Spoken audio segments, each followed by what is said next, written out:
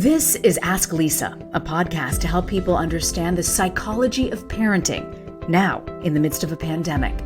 Psychologist Dr. Lisa Damour, author of 2 New York Times best-selling parenting books, takes your questions. And I'm co-host Reena Ninan, a journalist and mom of 2. Some of what we talk about comes from raising children ourselves. Most of the time, I'll be getting answers to your parenting questions. So send your questions to Ask Lisa at drlisadamour.com. Episode 55, How do I keep my kids grounded in a materialistic world? Oh, holiday season is coming. I already have the Amazon catalog circled by 2 little kids of everything they want. You get an Amazon catalog? There's a catalog. Clearly, Amazon knows me well and our purchasing power. And it gives you all the toys that you should be purchasing. Okay, so, I really hope they never figure out how to get that catalog. But, especially this time of year, I think everyone's struggling year-round, but particularly now, about how you keep your kids grounded. We got this letter. Dear Lisa, I live in an affluent community, and raising my teen girl among so much privilege is proving to be tough. It's normal for my daughter, who's almost 13, to hear that her friends take expensive trips, have nice stuff, and purchase luxury brand goods. I'm in a constant struggle with her wanting to buy the expensive things she sees her friends have, and me not agreeing. Since I tell her I won't spend that money on those things, she says she can buy it with the money that she's earned working and has saved. Although I honor the fact of being able to pay for something she's worked for, I also disapprove of her spending $500 on sneakers, for example, because of what it represents. Am I going about things in the wrong way? If she's paying for it, should I let her? Please help. What do you think this parent should do? It's a great letter and a great question. And I think this is a real constant in parenting, especially in wealthy communities where there are kids. And, I've seen this, Reena, you've seen this, where, you're like, wow, how old is that kid wearing an iPhone, an iWatch? It can be surprising at times to see what kids get at young ages. And, this parent's trying to live their values. And this kid is surrounded by peers who have really fancy things that make her jealous. And it's hard. It's hard. I think the first pass on this is, how old is the kid in this letter again? 13, almost 13. Almost 13. Okay, so the first pass on this is to recognize that 12 and 13 kids are still pretty concrete in their thinking. And so when they feel envy, which everybody feels, you and I feel envy, right? You see somebody in a beautiful coat and you're like, wow, that's gorgeous, I love it. They're still stuck in a kind of concrete phase around it. Like, that's gorgeous, I love it. Why can't I have it? I want to have it. How can I have it? And they aren't yet able to do what older kids and certainly adults are able to do, which is to say, oh, that's a beautiful item. I feel envy. But on the grand scheme, I value this more than that. Or, I might say I decided to become a psychologist, so I kind of knew when I went into that I wasn't going to be buying stuff like that. That there's all of this broader, we might call it rationalization, but let's also call it perspective taking, that becomes available in later ages that is actually not neurologically available to a 12 and 13-year-old who's like, that's so lovely. Why does that kid have it? Why can't I have it? Why are you guys being such Scrooges? That is a very standard way that we would expect a 12 to 13-year-old to think. And that will change with time. So one way to say this is, over time, this will get better. In the meantime, something that can help, and this can help at a lot of points in development, is to empathize with how helpless that leaves this girl feeling, right? That her peers' parents are willing to cough up money for stuff that does not feel to this parent entirely appropriate given the age of the children involved, but her parents aren't. And she's stuck with her parents, and she can't make them do this. And so a way to say that to a child, a young person, is to say, this is hard because I get it that you feel helpless, that they have beautiful things. And of course you envy those. That's what beautiful things make us do sometimes. And you're stuck with our decision that we're not going to buy that for you. And you're helpless in the face of this right now. And that doesn't feel good. And what you can say is, over time, you may have more choices. And, we'll get into the question of what if the kid's paying. But you can also say to younger kids, when you're a grown-up, you'll get to make your own choices about where your money goes and how you spend it. And you won't feel helpless then. But we understand that our decisions render you helpless for now. And we understand that doesn't feel good. And yet, these are our values and we're sticking to them. And sometimes our values may take time for you to understand, and that's okay with us. We're still going to stick to them. So this parent is really struggling. Is it right to let her work for the money and then blow $500? But the parent doesn't feel good that she's blowing wants her to understand $500 for sneakers is just crazy. Well, and I mean, Reena, that's a lot of money for sneakers, right? I am. This does not strike me as an odd response on the part of the parent. So then, of course, I'm like, what kind of job does a 13-year-old have, or a 12 or a 13-year-old have, where they can make $500? So let's think about where this money might be coming from. So one place it may be coming from is she, maybe this is a kid who's, a good babysitter and is, pounding the pavement and making cash, and, babysitting money is the best money because you don't have to pay taxes on it. So, she may be accruing money. It's kind of, I know kids can do this. They can make a lot of cash. So there may be that this young person has saved up $500. So that's one possibility. The other possibility is that, how people give gifts to kids, money gifts to kids for savings and things like that. So that may also be in the kitty here for where this kid feels like she's got some money to work with. And I think the source of that money and the idea of savings is actually really important to this. So let's say the kid is earning all this cash. Let's just say, for the sake of argument, that this kid has her hands on a lot of cash that she brought in. So one thing I would say, and there's, a terrific book by Ron Lieber about this, about, how to talk and think with kids about money. And so one thing I would say is, if you're making all this money, that's not all for spending. Some of it you save, some of it you donate, and some of it you can spend. So if kids are bringing in lots of money, any form of, any way that they're bringing in money, take advantage of that moment to start to articulate values around saving, donating, and spending. So that's the first place to start, which is it shouldn't all just be expendable cash, I think. But if the kid's earning it, and earning it in what I am imagining is a pretty low-paying job for a 12 or 13-year-old, and they are working, 20 or 30 hours to get enough cash, Reena, to buy shoes like that, part of me feels like, there might be quite an object lesson in this.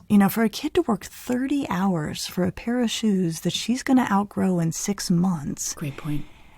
You might say, in those 6 months, after those 6 months, or maybe now the kid's pushing towards 14 and can think about this really developmentally in a different way, was it worth it? Was it worth it? So that, it doesn't have to be that the parent has to, win on this. They could let it play out still with their values in mind, which is, all right, you're earning the money, this amount is saved, this amount is donated, you continue to accrue cash, you've come up with enough cash for these shoes, took you, months and months to do it. I'm not going to stop you. Let's talk about how this all feels in the end. I can live with that outcome. The other thing I think parents can do is they can say, and I like this idea a lot often, here's what I'm willing to spend on shoes for you. If I took you to, Stride Rite or Nordstrom or wherever people choose to buy their shoes, probably not Stride Rite for, 12 or 13-year-old, but maybe, I would have spent $60, $70. I will give you that. And then if you want different shoes, fancier shoes than that, you got to earn it. And you can't use every last bit of your earnings towards it. You're going to split those earnings into these other, kind of pots. So there's that. Then there's the question of saved money. And I don't know, Reena, it doesn't sit quite right for me if a kid got cash, for birthday gifts or holiday gifts or things like that. For all of that just to become expendable cash on luxury items. What do you, how about you? Like, where are you with that? Do your kids have savings? How does this work in your family? I think savings is hard for like a 9 and 10-year-old to understand because they're so used to like instant gratification. So they don't get why I need to save that money. And so I struggle with that of getting them. And I'm wondering, what age, when you're laying the foundation of trying to make them not materialistic, but it's so hard if you do live in a materialistic community where everyone's checking each other out, which so much I remember of middle school and high school, particularly being about that, who's got what. When do you lay that foundation and what works in getting through to the kids? I think as you talk it through, right, and you're right. I mean, it's hard to make a case for savings, with an 8, 9, 10, 11, 12-year-old. The wish for immediate gratification is really powerful. To me, this feels like a place where you lay down some rules around cash gifts or money that was meant for savings. I think it's worth saying to a kid, we're going to ask you to keep a savings account. We're going to put money, this money that's coming to you for, this, that, or the other into your savings account, and maybe give a percentage for spending. I think that continuing to think about money it can be split. And sometimes grandparents give money that is meant for savings, Right. and Right. So I think that can also shape this a bit. And that one place, again, now we're talking money, teach your kids about money. That's a really nice time to say, look, here's why we're asking you to save this. Let me introduce you to what compound interest is, right? And Yes. and that, you've got $500 here in savings and you are 12. If you don't touch that and your grandparents continue to give you $50 every, few years for savings, when you're thinking about decorating your dorm room, here's how much cash you will have on hand. And you will be older and we will have a very different conversation about your ability to control this money. So every one of these conversations about earning and saving, it can feel tense. People often get really tense about money. It can also be like this golden opportunity to help kids better understand how money works and how we use money to reflect our values as individuals. And so I wouldn't miss those opportunities if they come your way. When you talk about sort of the parents' choice of how they play into all of this, what does the research show, particularly, from wealthy communities versus middle class? What have you seen? Okay, so this is super interesting because this parent who writes to us lives in an affluent community. And it happens that there are people who live in affluent communities, and it can happen for any variety of reasons, but they really don't align with all of the values around them. What the other parents are wearing, what the kids are wearing, how people choose to vacation. And so that this tension arises. And when we look at stress in young people around finances, it arrays itself in this completely interesting way, which is kids growing up in affluent communities tend to report higher levels of stress than kids growing up in middle-class communities. Why? Well, there's a lot of reasons, and Sunya Luther is the major thinker on this, and she's done incredibly beautiful work. But one sort of set of reasons that have been teased out is, first of all, there is, and it's exactly what you describe, a kind of powerful keeping up with the Joneses effect. That if everyone around you has nice stuff, it can make the parents and the kids feel pressure to have nice stuff. It also often comes with a lot of achievement pressures, this sense of, those to whom much has been given, much is expected. Also, interestingly, Reena, this isn't in the letter, but it's just an interesting point in the research. Kids in very affluent communities tend to spend less time with their parents than kids in middle-class communities. Wow. Yeah, That's interesting. It is interesting. How does that, so just not having that parental supervision or that force makes a difference? It does. And there's a couple explanations for that. And of course, this is not going to describe every family. So sometimes it's that to get to that affluent level, the parents are working really big, demanding jobs, and they're just not home that much. Right. At other times, at that very affluent level, they have a lot of help.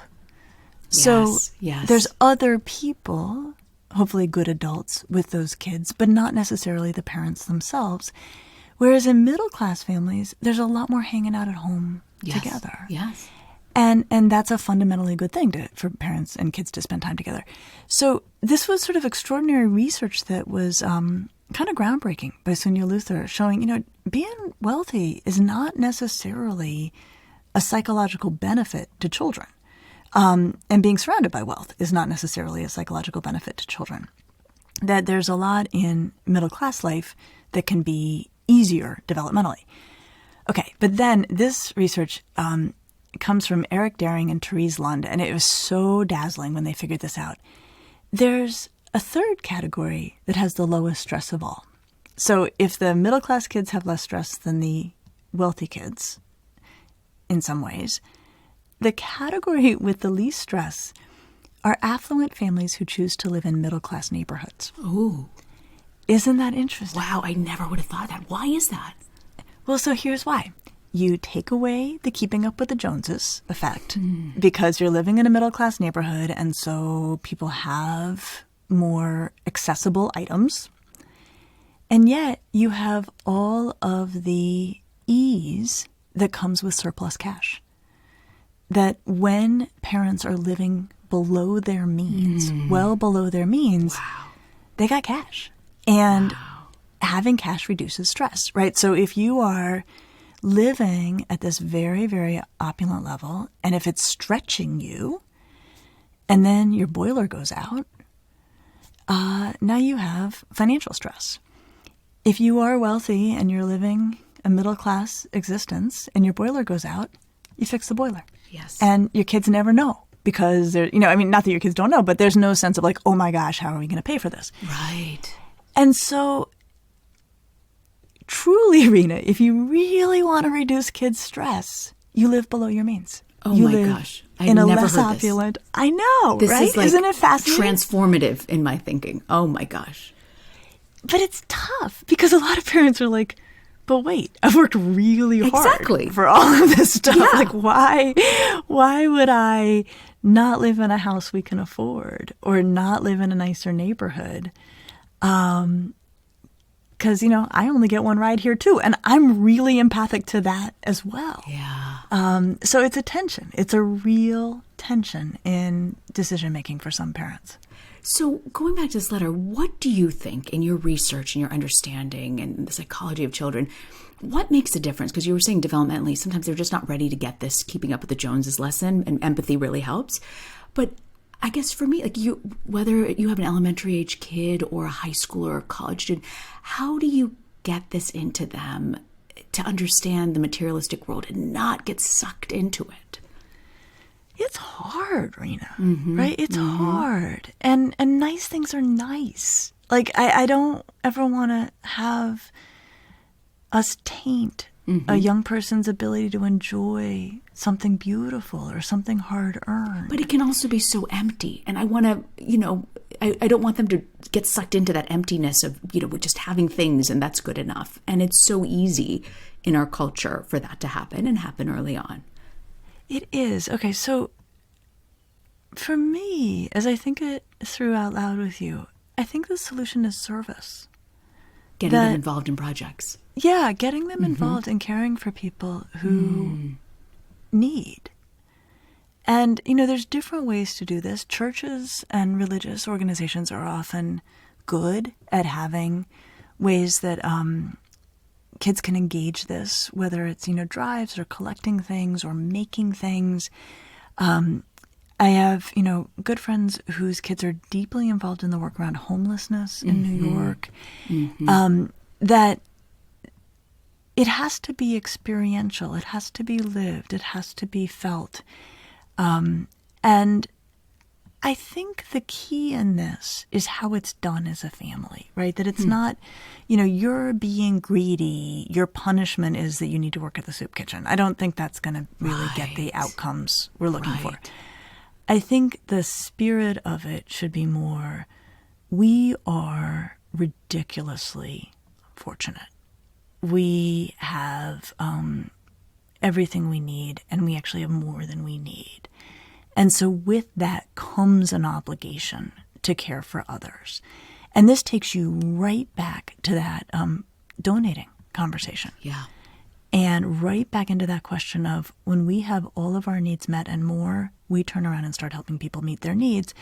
And then there can be ways, I can understand where parents might be uneasy about having their kids in direct contact, maybe with groups that don't, may feel overwhelming or unsafe for their kids. I totally get that.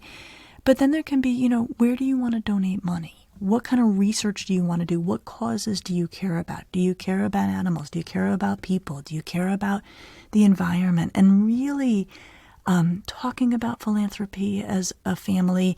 And philanthropy is a big word. Giving, yeah. right? Everyone can and should be giving. Yeah. And I think that may be the best way to counterbalance the consumptive nature of our, certainly our lived environments, the digital environments we're exposed to, the sales that are, always bombarding us, the beautiful things people around us have. And I think, any kid at any age, once you get over 5 or 6 or 7 easily, can be brought into serious conversations about how we share our great good fortune. That's great. That's really great perspective. And I tell you, there's lots of Afghan families arriving all across the country that need help. It might be a great way for kids to see themselves in other children. So many opportunities from feeding the needy, so many things. Lisa, what do you have for us for Parenting to Go? One of the things that has always struck me in my clinical work is that it really matters how gifts are given. And so if you are going to give your child something, kind of conventional or maybe something extra nice, give it with a whole heart. Don't give it and then wrap it in guilt. Don't give it and then point out to them how fortunate they are, because not everybody gets gifts like this. To me, when I take care of kids who've had that happen clinically, they often feel like they don't even want it by the time it's been given in that way. And so what I would say is we want kids to enjoy the gifts they have, and we want to enjoy giving them things. So if you know you can't give it with a whole heart, then don't give it. And if you do give it with no strings attached. Sometimes that's a great reminder. Such a great reminder. And as we are on the topic of holidays, we are going to have an episode next week talking about dealing with difficult relatives. 'Tis the season, Lisa. 'Tis the season. See you next week. See you next week.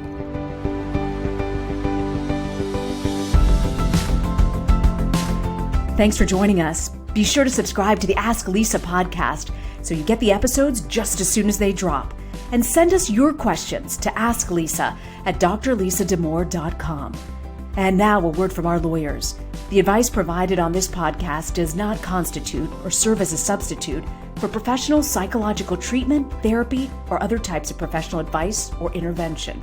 If you have concerns about your child's well-being, consult a physician or mental health professional. If you're looking for additional resources, check out Lisa's website at drlisadamore.com. We'll see you next week.